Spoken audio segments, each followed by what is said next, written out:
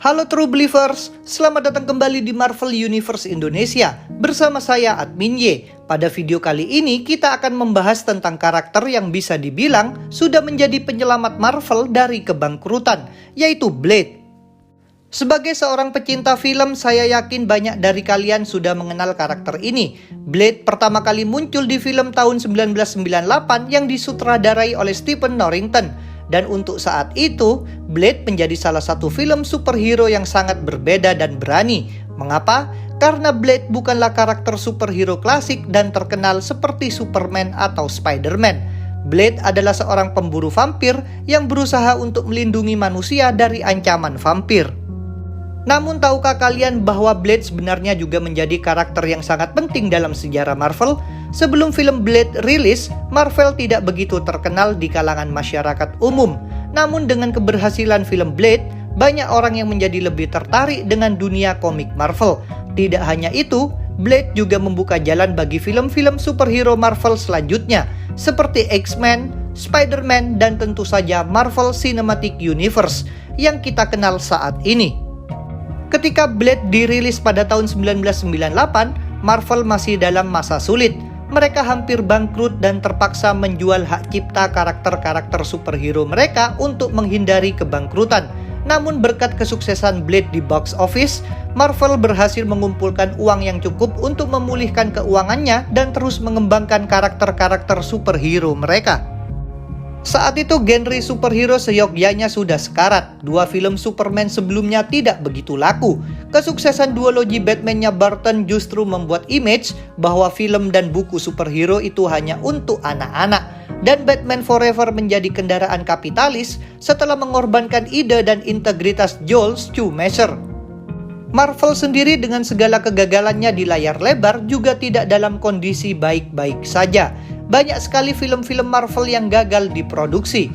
Bergelimang hutang, tak elak banyak yang mengira bahwa Marvel akan segera mengalami kebangkrutan. Membuat film superhero di waktu itu pun terbilang sangat sulit. Walaupun di masa itu, cerita-cerita komik sudah lebih dark, bahkan lebih dewasa dari sebelumnya. Bahkan lebih kalau dibandingkan dengan hari ini. Alasannya adalah image film superhero masih kekanak-kanakan. Kemudian datanglah Blade, dengan presentasi yang dewasa, serius dan juga lebih grounded. Film yang lebih mementingkan kualitas daripada seru. Blade datang di tahun 1998 dan mengejutkan semua orang. Ditulis oleh David S. Goyer, orang yang berada di balik kesuksesan trilogi Batman-nya Nolan.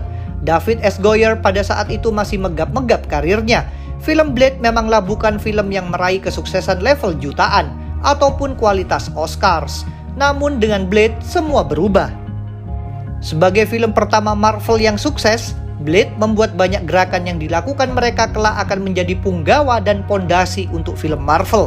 Marvel sendiri mulai berani meloncat ke ranah film. Sony Pictures dengan berani melangkah dan melepaskan hak produksi James Bond ke MGM demi Spider-Man. Produksi X-Men yang mangkrak bertahun-tahun pun akhirnya mulai berjalan kembali. Bahkan rasanya segala produksi Marvel yang saat itu memang terkenal berantakan, semuanya menjadi rapih. Semua itu bisa terjadi karena karakter yang tidak terkenal diangkat ke live action dan sukses.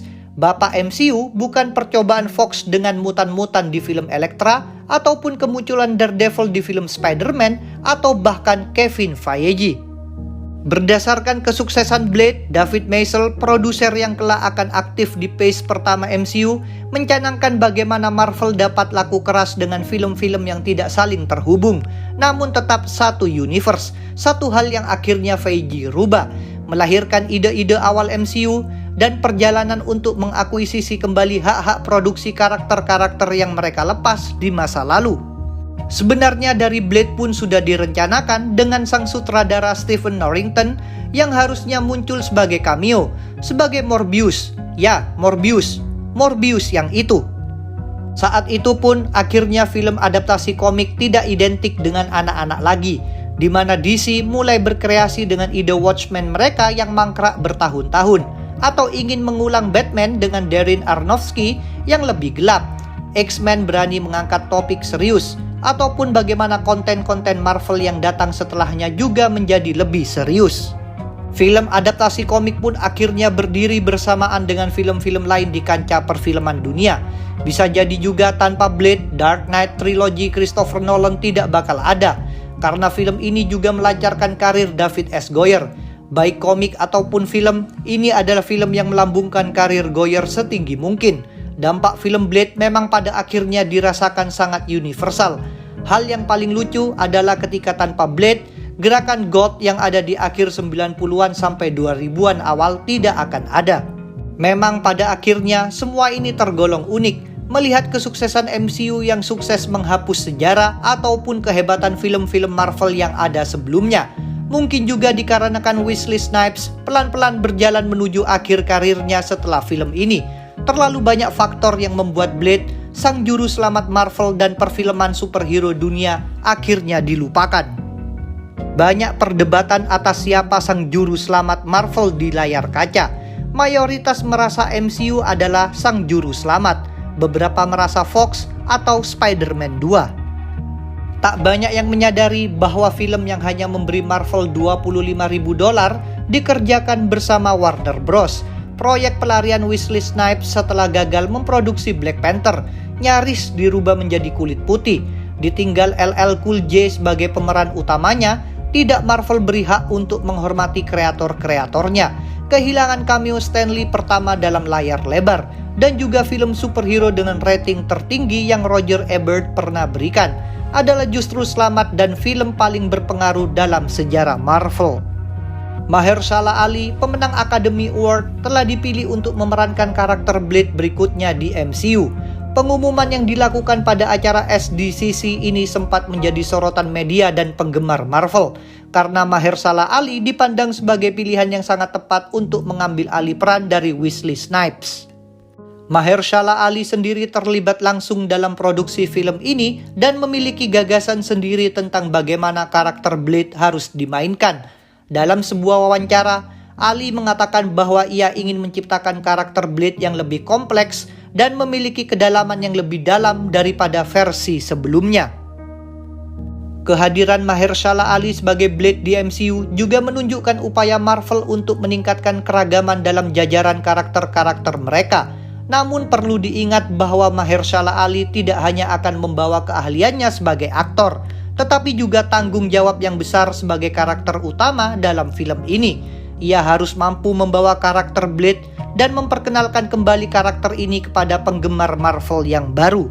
Sayangnya belakangan ini tersiar kabar bahwa Ali sudah mulai frustasi karena proses produksinya tidak berjalan dengan baik. Bahkan sudah beberapa kali ganti sutradara. Penggantian sutradara ini sebenarnya bukan hal yang aneh dalam produksi film Hollywood. Namun terkadang perubahan sutradara dapat terjadi karena perbedaan visi atau jadwal yang tidak cocok. Walaupun Ali sendiri sempat muncul sebagai cameo di credit scenes film Eternals, tapi semoga dalam waktu dekat kita sudah dapat pengumuman dan kejelasan soal arah film ini ke depannya. Bagi penggemar Blade dan penggemar Marvel di seluruh dunia, kehadiran Blade di MCU pasti akan menjadi kabar yang sangat menyenangkan dan dapat membawa nuansa baru di cerita-cerita film atau series Marvel selanjutnya. Mungkin itulah sedikit pembahasan tentang film Blade yang sudah menyelamatkan Marvel dari kebangkrutan. Terima kasih sudah menonton video ini. Jangan lupa untuk subscribe, like, komen, dan share. Kalian juga bisa bergabung di grup Facebook, like fanpage, follow Instagram, serta dukung Marvel Universe Indonesia di Saweria. Linknya ada di deskripsi. Sampai jumpa lagi dalam pembahasan tentang topik-topik Marvel lainnya.